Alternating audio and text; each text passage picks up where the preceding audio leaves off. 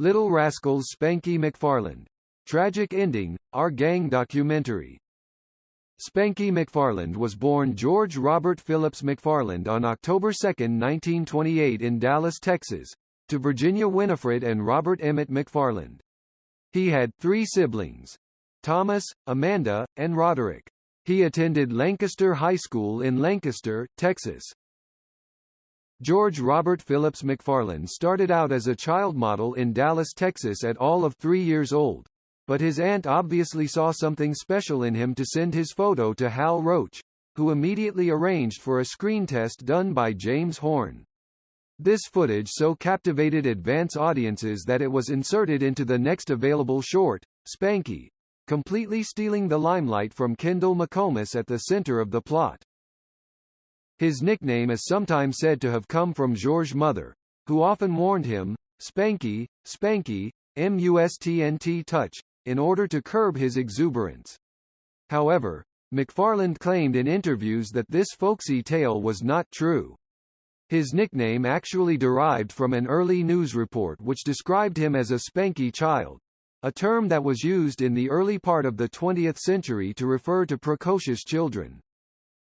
If anything, Hal Roach did nothing but release all that exuberance, though almost 100 shorts, breathing new life into the series, which was starting to grow stale in the absence of Alan Hoskins playing Farina. In the beginning, Spanky barely uttered a few words, but he so enchanted the crew and was often turning into a bit of a scene stealer from the older, more accomplished stars. He was a perfect natural, appearing in his first shorts with a lopsided tam o'shanter, just one of the outfits his mother would save for him well into his adult years. His own brother, Tommy McFarland, even followed him into the series. Through the series, George was lent out to several other studios to star in other movies. In 1933, he picked up whooping cough and inadvertently spread it to another child star, Baby Leroy, while on loan to Paramount Pictures to make Fane's Baby Is Stolen. His parents were blamed for allowing him to work while ill, and the Board of Education suspended his work permit for 90 days as a result. Without George as Spanky, Hal Roach Studios were only able to deliver 6 instead of the usual 8 Ourr Gang comedies for the 1933-1934 season. Spanky soon returned to work once The Fine played out, but he very nearly left the series again after Little Sinner was released.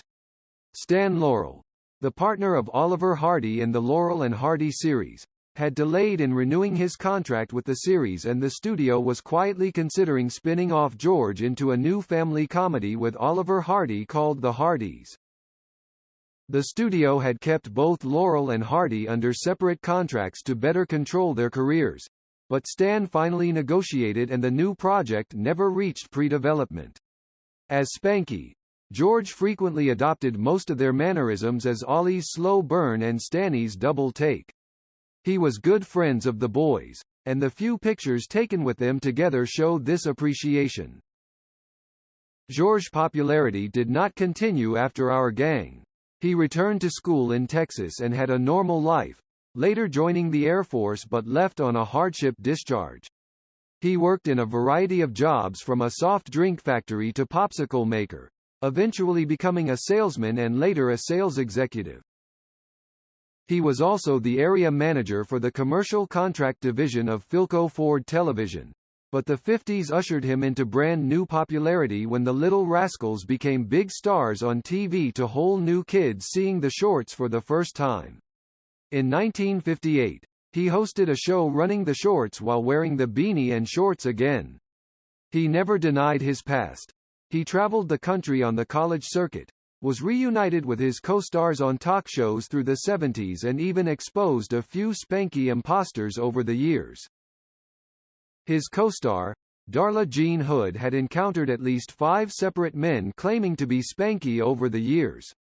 George himself exposed a man named Bill English from Tempe, Arizona, who successfully passed himself as the actor who played Buckwheat on the weekly news broadcast of 2020 on October 5, 1990. As a grown man, not many people recognized George. A confessed loner at about 5'5", he was described as personable, engaging and candid by Leonard Maltin. If one looks into his soulful brown eyes, they might find that Spanky twinkle still there, a stroke of the Hal Roach magic still existing in the man. In 1984, while presenting a special Oscar to Hal Roach, and at the following Governor's Ball, George met pop legend Michael Jackson, who confessed to being one of his biggest fans. While George never became rich from the series, his greatest joy was meeting his fans talk about his love for the shorts. One of his last personal appearances before he passed on was a cameo as himself on the TV series Cheers against John Ratzenberger as the unbearable postman Cliff Clavin on April 22, 1993, in a sort of worst-case scenario of one of these encounters. It was a true highlight for the week because for one brief instance, the Spanky magic was back.